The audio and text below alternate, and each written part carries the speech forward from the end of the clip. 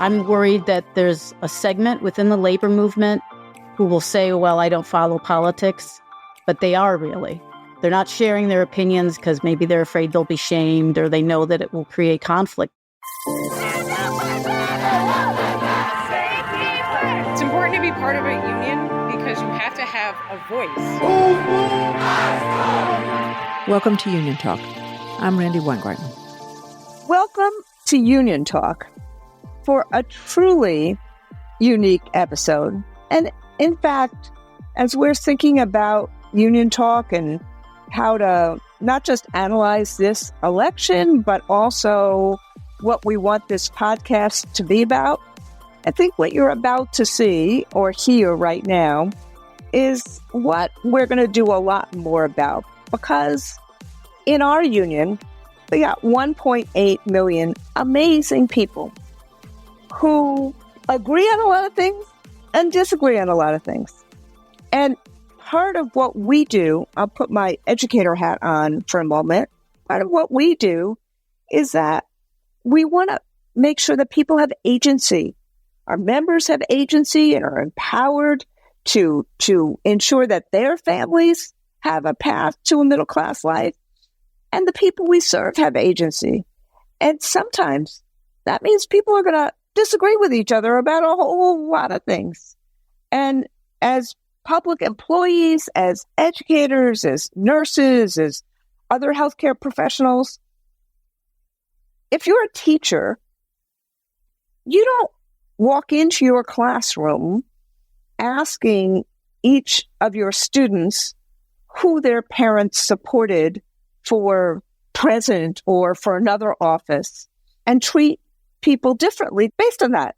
I mean, if we even said that or thought that, other teachers would say, what are you, nuts? Of course we don't do that. And the same in terms of public employees and the same in terms of healthcare practitioners. Our members basically make a difference in the lives of others. So we got lots of different members and lots of different opinions on lots of different things.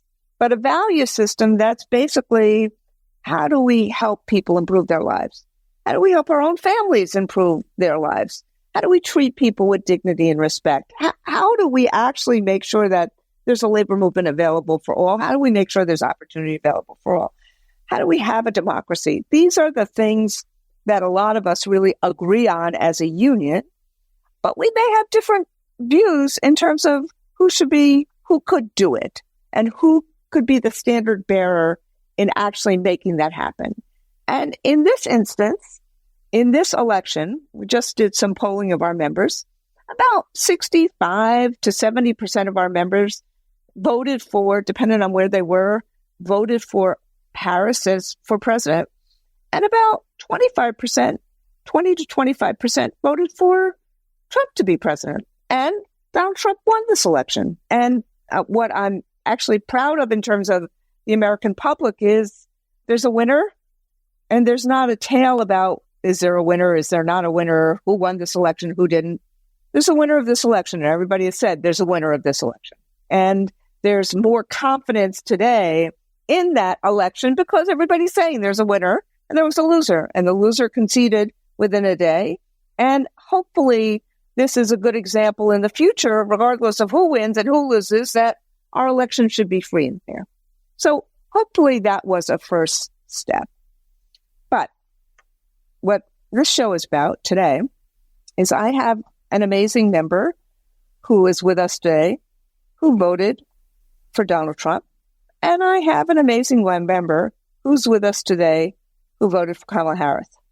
One is Scarlett Ahmed and one is Karen Tully. And I'm not going to tell you until they speak who voted for who, because you're going to be able to figure that out fairly easily in terms of how they talk. And I don't want you thinking about that right now until I ask them a question.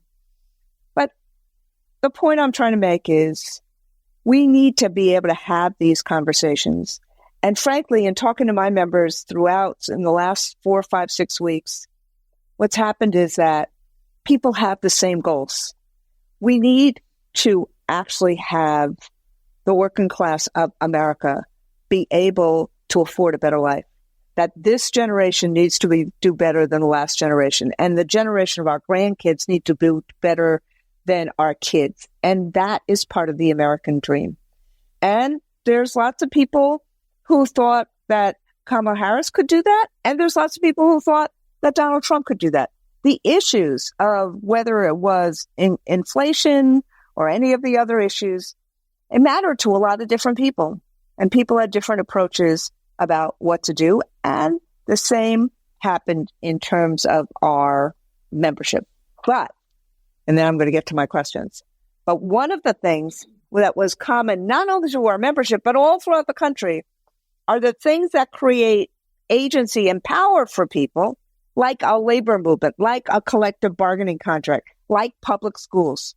They were universally adopted and voted on favorably, regardless of whether people were Republicans, Democrats, or independents, or who they voted for president. So, for example, in Nebraska, which voted against vouchers, they voted for Donald Trump, one county, 95% to 5. And yet that same county voted against vouchers by 60 to 40. The same in Kentucky. Voted overwhelmingly for Donald Trump, voted against vouchers by a very similar amount. So the kind of things that give people power, regular people power, working folks power, education, labor, decent health care, decent retirement, these are things that are universally fought for by our members and by the public, regardless of who one voted for president. So I just wanted to have a conversation. I wanted to try in this season of light, whether you believe in Christmas or the Diwali or Kwanzaa or Hanukkah, in this season of light as we end this year, I wanted to see if we could model this kind of conversation amongst 2-3 of us who have very, very intense opinions about things, and about whether we could have this kind of conversation and model it for the world. And what better way to do it than my amazing members? So Scarlett Ahmed is a supervisor with the New York State Department of Labor. She is a member of PEF. She has been part of the bargaining team for PEF. She's held many, many, many positions within PEF, including the Women's Committee. She has a master's degree in labor studies from the City University of New York School of Labor and Urban Studies. By the way, Scarlett, we're talking about me teaching in that school in CUNY. So I was tickled to see that your master's degree was from New York School of Labor and Urban Studies. So thank you, Scarlett, for being here. And then we also have Karen Tully. And Karen, Scarlett, where are you located? Are you? New York City. New York City. Yep. So Scarlett is in New York City. Karen Tully, also a member of PEF, served honorably for about 5 years on active duty in the United States Marine Corps. Before that, did a whole bunch of things, including getting her JD, and before that, her paralegal studies from Nassau Community College, and then a JD from St. John's. And she has been a practicing attorney and a member of PEF, I would say, for 20 years. And she is in Albany, New York, also very active in PEF, serves on the PEF executive board, and has really fought really hard for safety of PEF members, for health care, and a lot of it because of just everything that Karen has been through in her life. And so I just really want to thank Scarlett and Karen for being on. And I want to ask you the first question. They're both engaged in PEF. They're both ran on the same ticket in terms of PEF. But when it comes to this election, they made different choices in terms of who they voted for. So I'm going to start with Scarlett and then go to Karen, and then we'll flip around. Why don't you just talk to us about who you voted for and why? Scarlett first. And let me just say, thank you for voting. Thank you for being engaged in the election. That often is something where people are like, no, I'm not voting for anybody. So thank you for voting. Thank you for being engaged.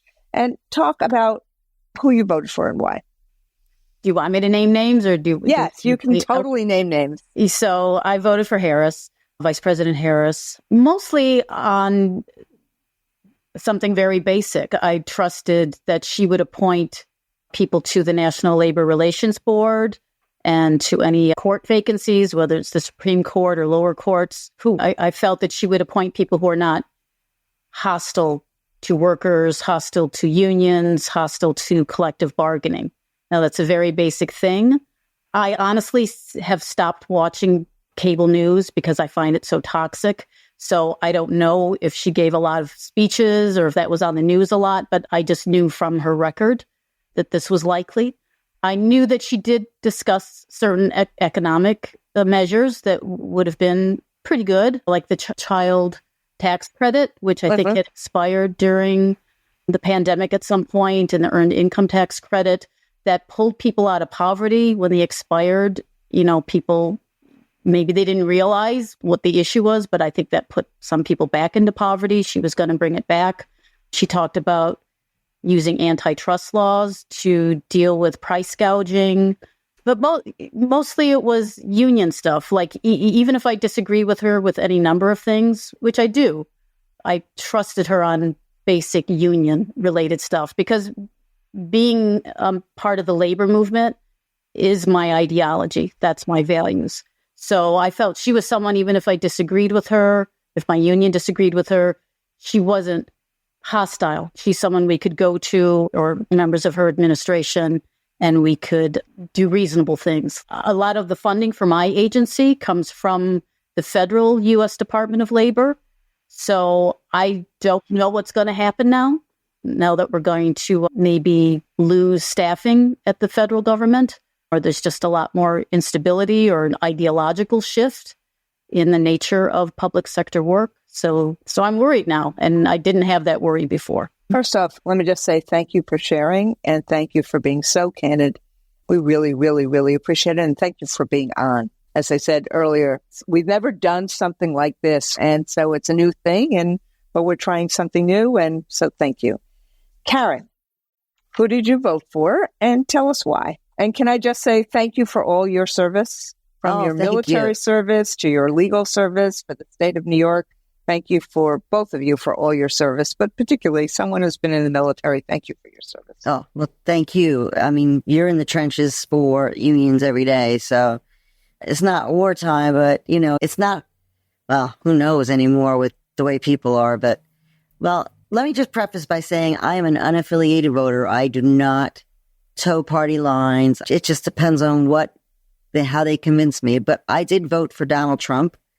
My biggest question was, am I better off now than I was prior to President Biden coming into office? And I realized that Vice President Harris didn't have a whole lot of say of what President Biden did, but there just wasn't enough time for her to give me more information.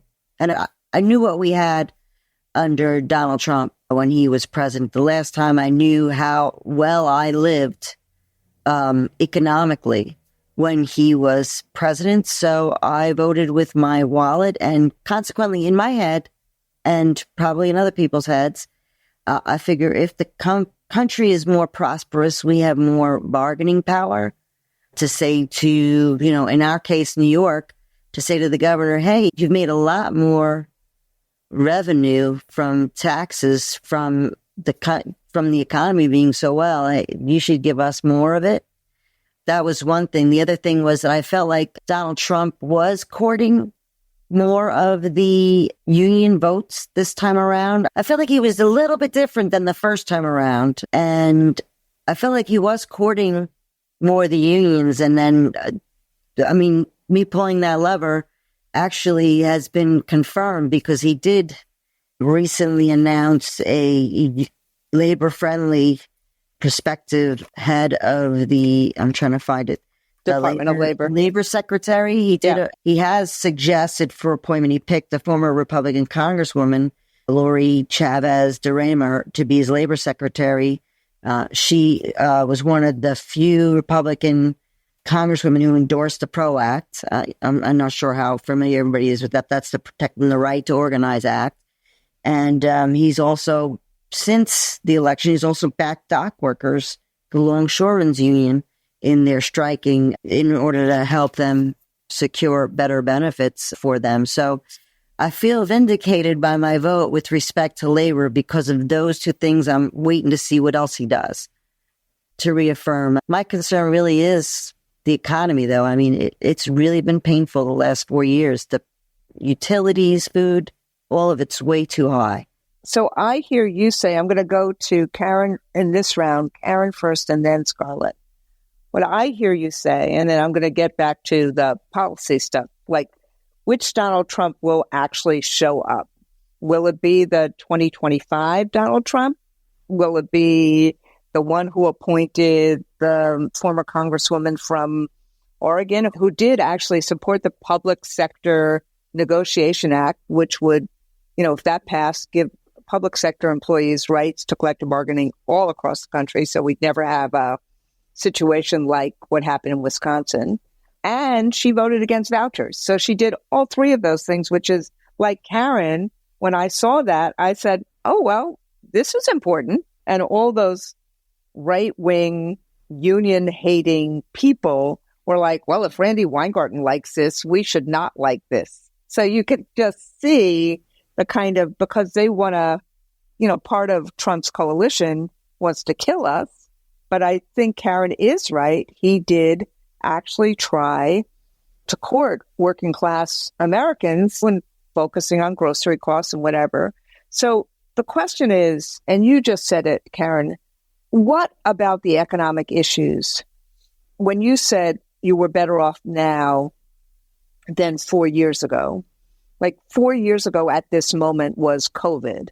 But when you think about that question, which frankly is the question that every voter basically asks, what is it? Talk a little bit more about the economy and about what you saw and what really drove that vote. Was it the cost of groceries? Was it the cost of everything? Was it the fact that wages were not going up the way everything was? Was it feeling like, just talk, if you would, dwell on that for a second. Sure. I lost my stepfather and my father both in a short period of time, from the end of 2019 through just after, like in July of 2020. And my mom, who's an elderly woman now, 79, but still very active, could not afford over time to stay in her apartment. Rents increased so much. I mean, I think rents in this area where we live in Albany, I'm originally from New York City, but I think the rents, I have made a note to myself to note how much the rents have gone up. The average rent in Albany increased over $400 from the time President Biden took office through today. It's over a 30% increase. And my mother's Social Security check and her funds that she had just couldn't keep up. So she ended up moving in with me. And then if you look at just the numbers, I was looking at CNN the other day. I don't watch a lot of news. I usually go online. If I hear something, I'll make sure I watch a whole video and not just snippets. I go to the Department of Labor statistics. I look up objective sources. And CNN is looking at some numbers, and I'm not usually a CNN watcher. I don't watch any of them, really. Eggs are up 81% in the past 4 years. I know some of that's due to bird flu, the avian flu, but not all of it. Because margarine, I don't use it personally. It's not good for you. 55% up. Beef, 37% up. Juice, up 32%. That's just as of December 15th of this year.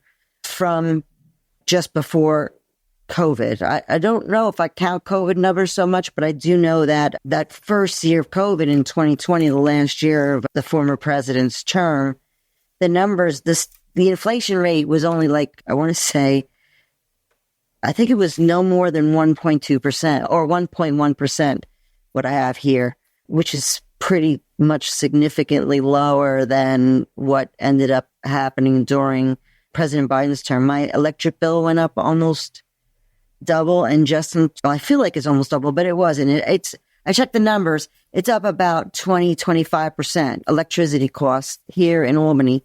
I used to talk about how I moved out of Queens and I moved upstate, and the difference in the cost of living was huge.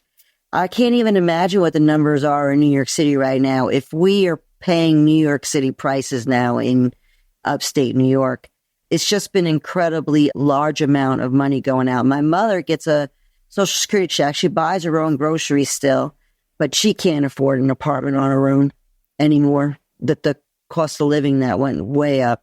So what really drove you was the cost of living. Absolutely. That's what really drove. And while we did get decent pay raises in our contract negotiations, they didn't cover the cost of living. Increase in the cost of living. Everything else goes up. Yep. Yeah.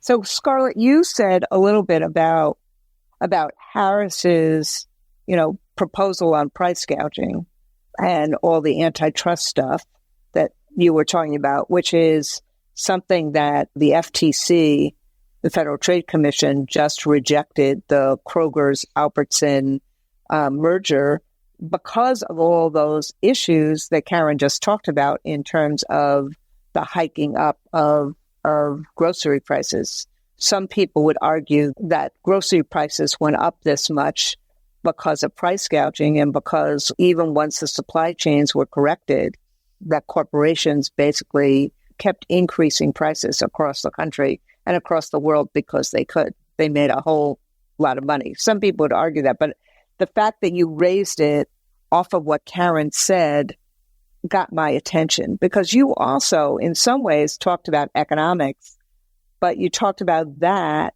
and you also talked about the economics of like labor rights and job security. So could you talk a little bit more about, did economics, drive it? It sounded like economics drove your vote too, but could you talk about it more?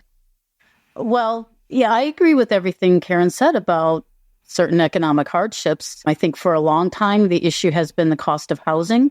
And she's right. If it's expensive in Albany, it's exponentially more expensive here in the city. I'm fortunate. I'm a homeowner, but, that could always change. A job loss, and maybe I need to downsize to an apartment, and I don't know if I could afford to stay in New York City on my state income.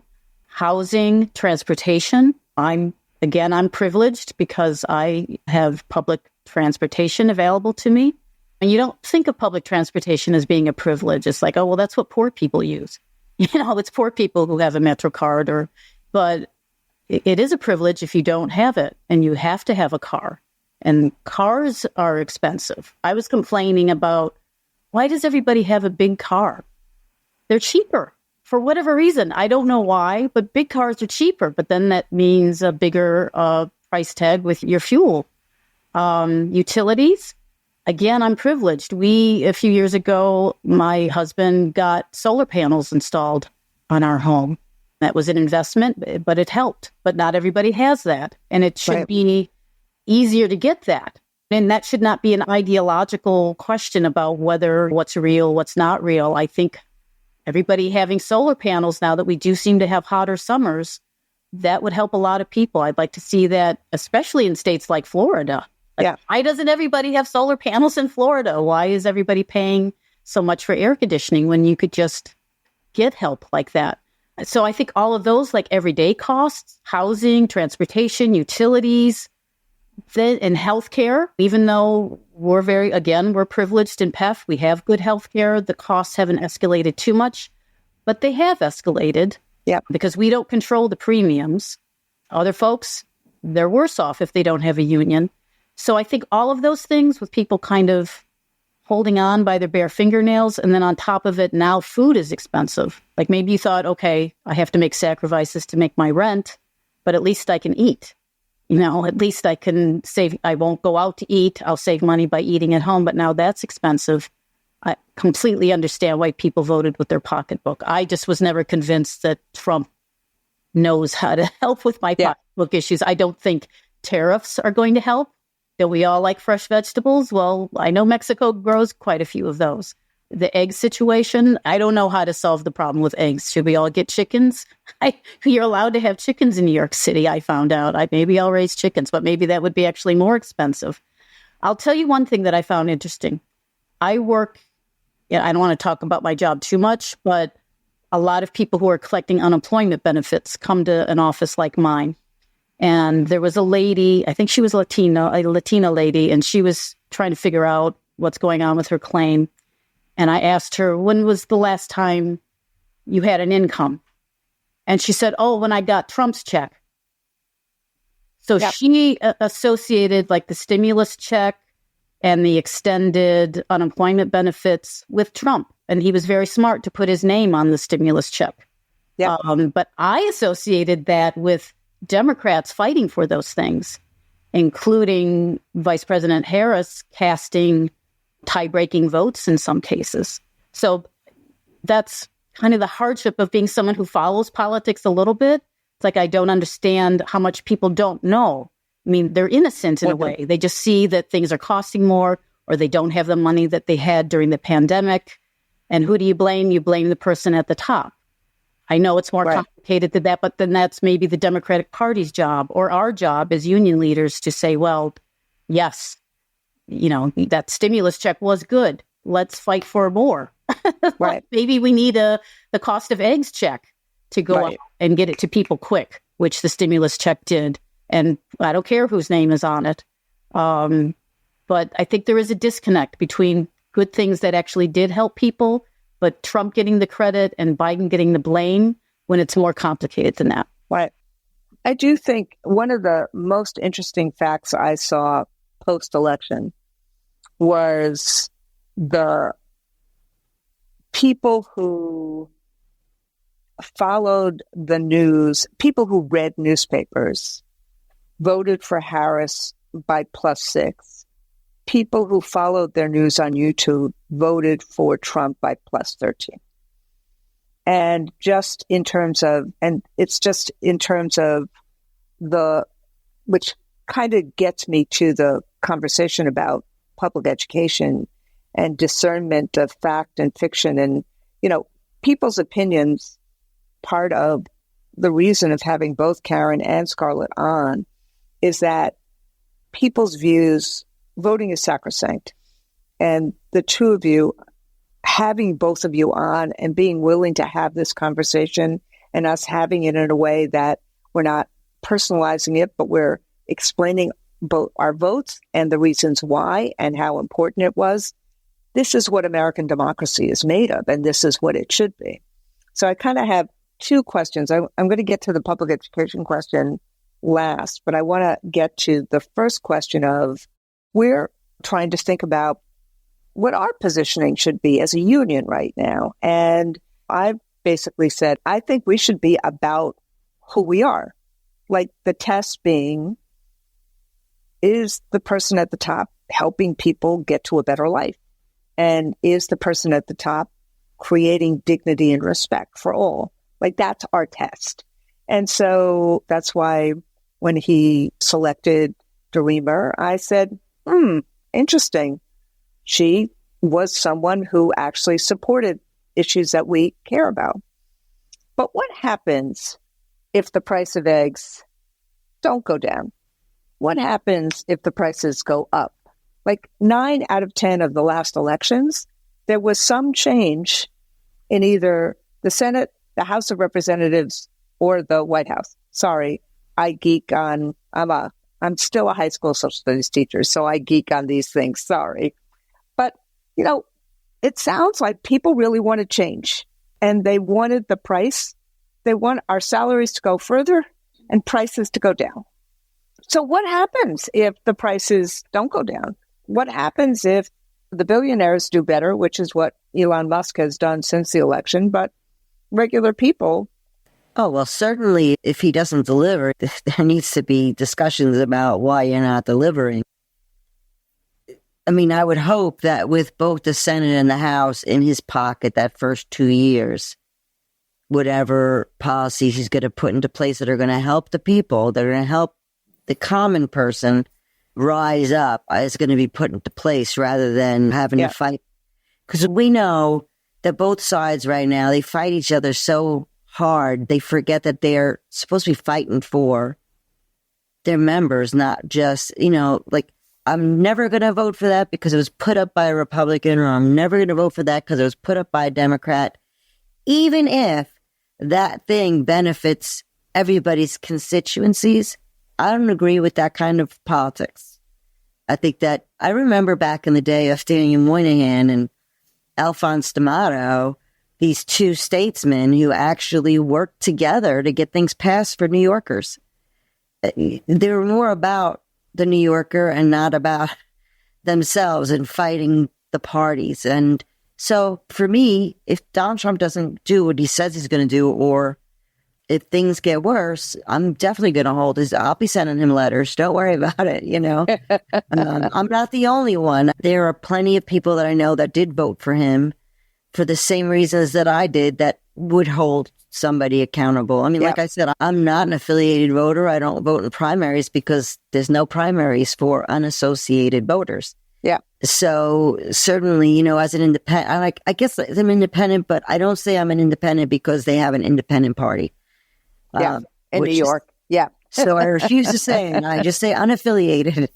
So definitely we'll hold him to the fire, and he'll have a lot to do if he wants to get his vice president a gig in 4 years after, at the end of it all. Or the check and balance. Yeah. Interesting. I won't say anything bad about the future Vice President Vance because he's a former Marine, and Marines, we bleed red for our country no matter what. And it goes to the end of your life. I have friends who are in their 70s and 80s Vietnam veterans who would still go back for their country. So I won't say anything bad about him. Maybe you should policies, maybe you should tell him to stop saying anything bad about public education. Or about, well, I don't want to do that. He's got a First Amendment right to speak his, his mind. I mean, I grew up in Queens. I went to PS 33 in Queens. Yeah. It's public school. I was teasing about how he went after me for no good reason other than I'm gay. So he went after me. I don't know that happened. I support gay rights. So that's why I said I'm a little bit of a contradiction because I did vote for Trump. When he ran in 2016, I believe he towed that Christian conservative party line a lot heavier than he does now. Yeah. And in fact, I think that recently somebody said, did he just say something good about trans people? And well, he actually said in 2016 that he didn't care if trans people came into the Trump Tower and used the bathroom, something to that effect. Yeah. No. What I was saying is that he doubled down on his comments. He made comments in 2021 basically bashing me for being childless, even though I'm married and I have kids, but my wife has kids who are in their 30s and 40s now. So, and then when he had the opportunity not to bash me again in the beginning of September or the end of August, he took the opportunity to double down. So that's what I was teasing about. I don't see all of that. There's only so much I can consume.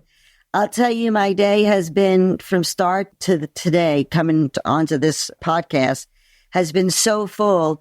I don't know what's going on in the news. I know what's happening. That's all I would say. But what he was doing was he was undermining public education and undermining labor and undermining your elected president because of the culture wars. That's what he was doing. Yeah. So if Donald Trump doesn't come through with what he's supposed to come through on, then, independents are not going to vote for Vice President Vance. Yeah. Or future Vice President Vance. So he's going to do his best because I truly believe that Donald Trump wants everybody to be prosperous in this country. So I'm hopeful no matter who wins. You know, I always pray no matter who wins that they'll do the best that they can for the country, for everybody. So let me ask both of you this question before I get to and I'm going to start with Scarlett on this one.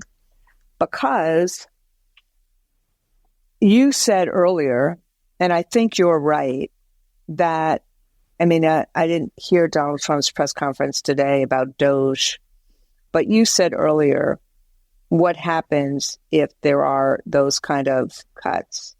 And I think what they want to do is, in the guise of they're just cutting bureaucracy. When they talk about bureaucracy or regulation, they're actually talking about PEF jobs. They're talking about the jobs in public education. They're talking about the jobs in public employment. A lot of the cutting of salt, the essentially eliminating of the state and local tax deduction was to try to squeeze all of your jobs and to try to get rid of them. Do you think we'll be able to get both Trump and Harris voters to fight back on the Elon Musk cuts to Social Security or to the labor departments or to all of this? What do you think is going to happen? I think in our union, it's really hard to talk politics. A lot of people will say, oh, we can't be partisan. We can't talk about that. That's partisan. And I actually had a experience of this during the first Trump administration. I was at some kind of meeting with my fellow executive board members who are chairs of our committees, and the discussion of public sector worker loan forgiveness, student loan forgiveness came up. And I mentioned at this meeting, well, that's all tabled by Trump. And people screamed at me. They said, that's partisan, right? So how can we have this conversation if I can't speak truth? How can we, and it's not like I'm in love with Vice President Harris or with President Biden. I was a Bernie supporter, but how can we work together if we're forbidden to talk about these issues because everybody's so sensitive about their ideological affiliations? Like, I really wasn't being ideological. Right. No, I don't care. I don't care if Trump gave student forgiveness.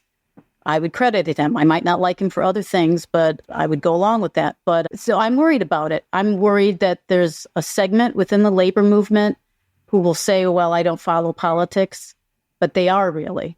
Right. They are really. And they're not sharing their opinions because maybe they're afraid they'll be shamed or they know that it will create conflict. But maybe we need that conflict. It could be like this today. Yeah. It's easy enough to do this, though, where it's just a couple of us. But what if you got a room full of people at a convention or at an executive board meeting? When we did our endorsements for Harris versus Trump, it was really quick. We did it at an executive board meeting in the summer, and we just had like a spreadsheet presented by our Vice President, Randi D'Antonio. Just, here's this labor issue. Here's Harris's record on it. Here's Trump's. It was really quick. And Harris got the endorsement, but that needs to be throughout the membership. All unions need to have that spreadsheet. And then beyond, you mentioned the statistics about how many AFT members voted for Harris versus Trump. That's because they do have at least some exposure to that information. Think of everybody who's not in a union, who do not have that education. And they're watching things on YouTube or crazy screaming people on CNN or wherever. And they just go with their pocketbook, whatever that means to them. Well, I think the pocketbook, I think there's two issues that I'm curious as to Karen's view about this. There's two issues that you raise, which are different, but both really, really important. The pocketbook issues are things that everybody feels. So there's a truth to that, which is real and which was kind of enduring.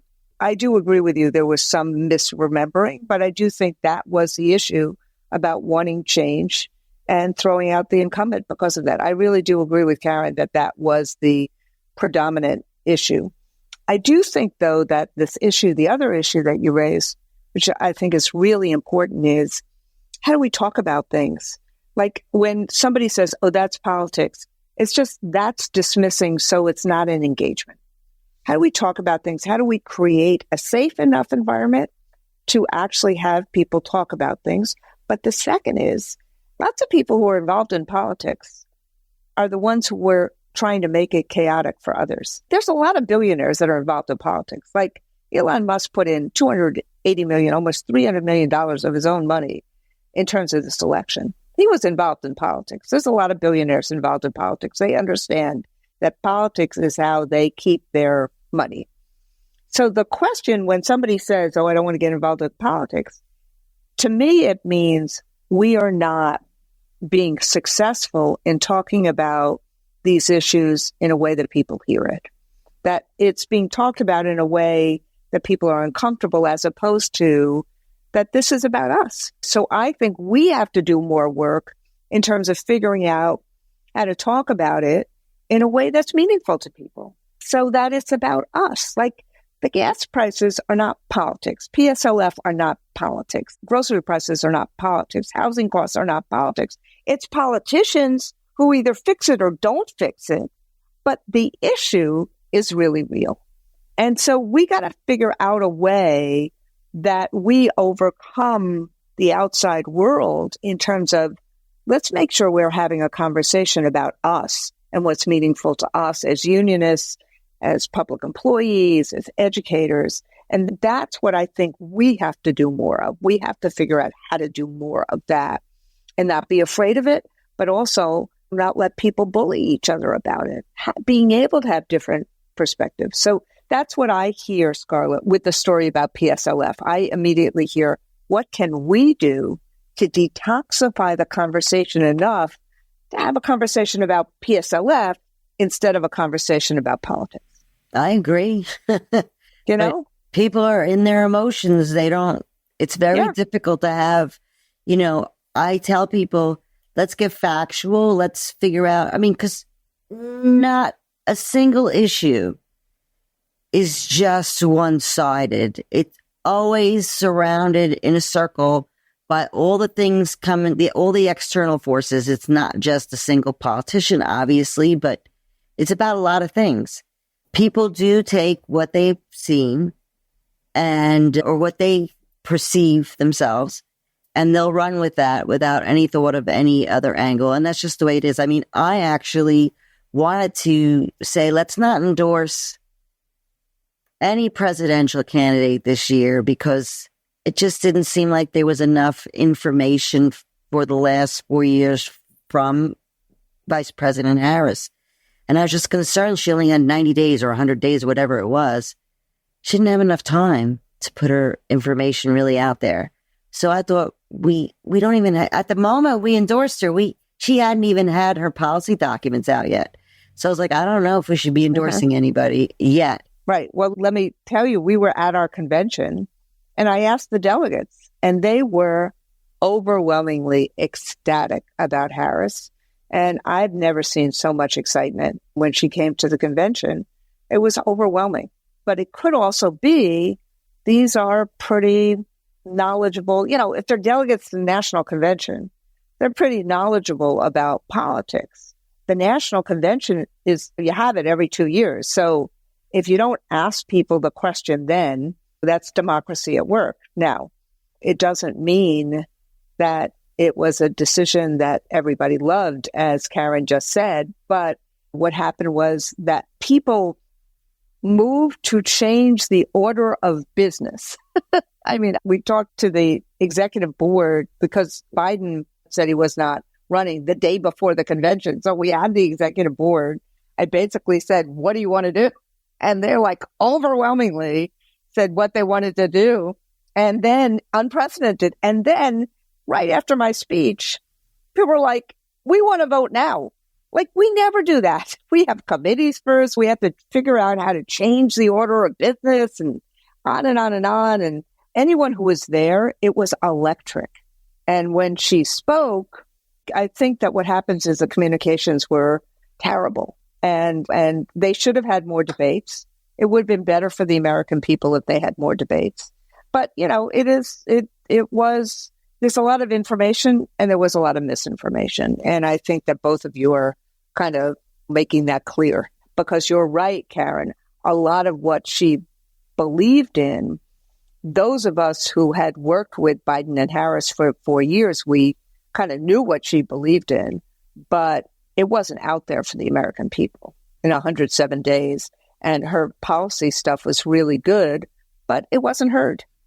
It wasn't heard. So, but that's, you got to be big boys and big girls about that. It is what it is.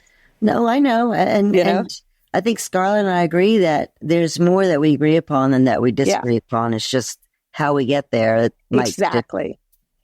And that's where I was going to talk about public education, but we've gone 50 minutes already. So let me just say this. That's where you just ended, Karen, is kind of where I want to end with both of you, which is this has been an amazing conversation or I think it's been amazing. I hope the two of you think it's been good. But think about how much we agree on. We thought that we had different views about who could accomplish it, but think about how much we agree on. And I just wanted to see if there was kind of a final thought from both of you before I, said thank you to both of you. But what you just said, Karen, that's what struck me in this conversation. We could have a conversation about something that is so toxic in so much of the world. And secondly, how much we agree on in terms of how to proceed in life and what our members need and what our families need, what our communities need. That's what I found really mesmerizing about this conversation. Well, thank you for having us. Can I say? Yes. In my activism going forward, I've always been trained my social justice activism to fight for the most marginalized. So I will be fighting one way or the other for the migrants, for transgender individuals. Because my theory of change is that when you fight for those who are struggling the most, you actually end up, that's what lifts all boats. Right. Not trickle down, but, up, I guess, trickling up. Right. A rising tide lifts all boats. But I think there needs to be connections with that kind of human rights oriented activism with labor and economic issues, like make it clear to people. I remember I've attended a couple of AFT conferences where we did talk about, we certainly do talk about migrants and we talk about transgender issues, but those conversations haven't trickled to general membership. And people are just reacting based on, their traditional values or whatever they're hearing on YouTube or whatever. I think we need to show that these are not radical things to care about other people who are struggling. And this actually helps us. We should organize everyone who is unorganized. That's our privilege as union members. We can help those who are not. And I hope we do. Thank you, Scarlett. Any last words, Karen? Well, let's just hope that everything goes well for our country and we get some fat pay raises for everybody, not just for us union members, but also for, those people who are working in non-traditional jobs, those people who are working in non-unionized jobs. Everybody needs some more money in their pocket. So I want to say to both of you, thank you for having this conversation with me. And I hope for anybody who listens, what we were trying to do is we weren't trying to convince anybody of anything. We were just having a conversation amongst three of us who have been unionists for quite a while and who really work really hard in our jobs and we're really dedicated to the principles of opportunity and of solidarity and of wanting people to have a better life. So I just really wanted to say thank you to both of you. And I really want to wish for everybody who's listening, if I don't get to talk to you again, have a wonderful, wonderful, this is that, I said this at the beginning of the podcast, this is that moment in life, the last couple of weeks of December, where we have lots of different holidays and lots of different religions that are about light and about light in darkness. And light is kind of commensurate with hope. And so I hope for everyone who's listening that there is light and there is hope as the year ends and as a new year begins, and that with that light and with that hope comes opportunity and the promise of America, as these two wonderful women, Scarlett and Karen, have talked about and have worked on for their professional lives. And so for everybody who's listening, have a wonderful, wonderful new year, have the best of holidays, and we'll come back next year fighting for the opportunity of America and the promise of America. Thank you, and thank everybody else who this is Union Talk.